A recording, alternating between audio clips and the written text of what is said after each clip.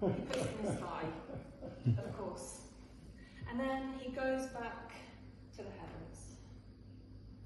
And for a good few months, people don't even notice that Zeus has got this bump in his thigh because his force is so strong, you know.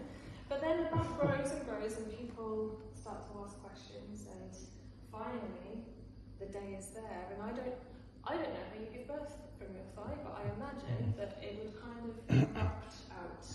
And so Zeus is there, and he's going, I think the baby's coming, I think the baby's coming, someone get it out of me, someone get it out. And then boom, this baby erupts into the world, and Zeus catches it mid-air, looks at it, and it looks exactly like Semele.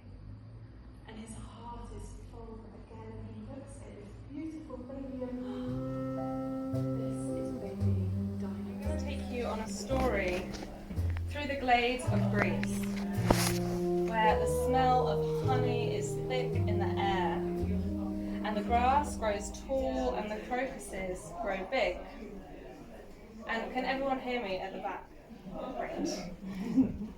And in these glades, in the woodlands, there live the nymphs. And the nymphs are mischievous and mysterious nature spirits who often take the form of very beautiful maidens. And they long to get the attention of the gods and the immortals above because they're so powerful and so magical. But they don't have much time for us humans because in comparison to them, we are incredibly boring. So it came as a surprise one day when a human did catch their attention. And there he was, the most beautiful man they'd ever seen, with long blonde hair flowing down his back, and big, strong muscles, and mud and blood under his fingernails where he'd been hunting all day. And there he was, and they peered through the grass, staring and making smutty comments and giggling to each other. How beautiful he was. But then, after a while, they realised this man is no god. So off they went, all bored, apart from one, who longed desperately to call out to the man. But this was Echo, who centuries and centuries before had been cursed by the goddess Juno to only be able to speak the last words that someone else had spoken. I've had a jacket since the day I was born. It's had some alterations over the years, but it still fits. The best thing about it is the amount of pockets. When I was younger, I only used 2 of them, the big ones at the front. They had zips and a waterproof liner on the inside, safe and secure. Perfect for all of my earthly treasure. In the right one, I put my mum, with her mossy eyes and pearly skin that I adored, kneading with my hands. Her mum and my dad's went in there too, one red and one yellow rose. Whenever I was sad, my felt tip-covered fingertips fiddled with the comfort-filled fibres of that pocket. Even now, I roll lint full of love between my thumb and index when I'm anxious. However, the problem with old clothing is that it's fragile. Stitches come loose and holes appear. One evening when I was about 8, I reached into that pocket for reassurance that there wasn't a monster under my bed, and I found the first hole. Heart racing. 1, 2. My gran had fallen out. For years I searched. First in the playground, sports hall, lost property. Then as time went on, I started looking in nightclubs, plunging my hands so quickly into the pockets of lovers, rummaging for a familiar feeling, willing to catch the culprit who'd stolen her from me. I've only had to sew up that pocket once.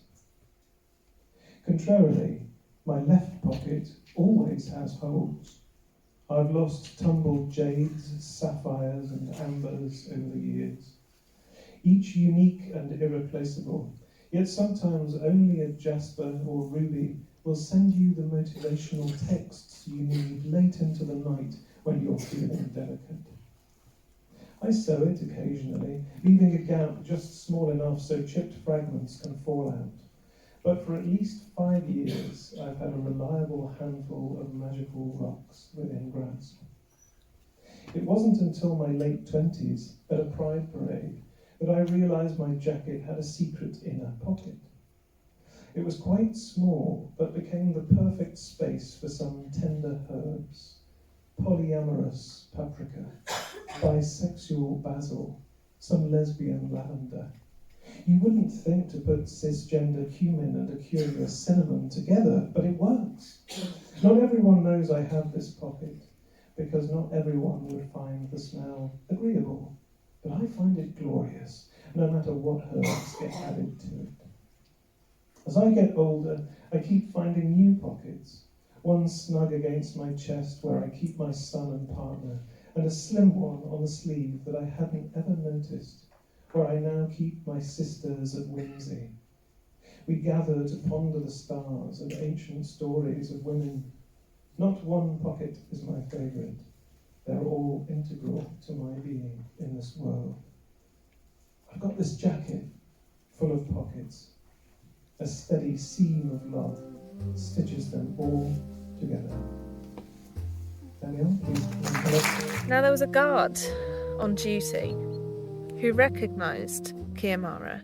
He saw her being taken prisoner. He saw that her big golden torque necklace had been taken from her, that the gold band around her stomach had been taken, that the jewels that were on her fingers had been taken from her, that her dress had purposely been torn and slashed. He knew that she was a queen.